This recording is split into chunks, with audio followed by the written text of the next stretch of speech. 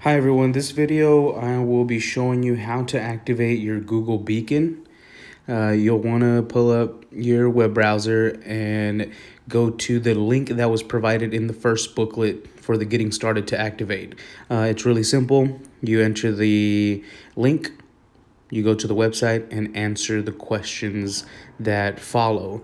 You can choose to do the survey at the end. I decided to do so just to go through what all the questions and everything that it asks you. Obviously, you'll input your activation code there at the top, and like I said, you can decide whether or not to answer the following questions about the process. I did just to show you what those questions are and how easy and short it is to complete this step.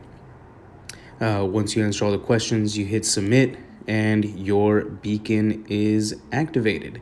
It's really simple, nothing to it.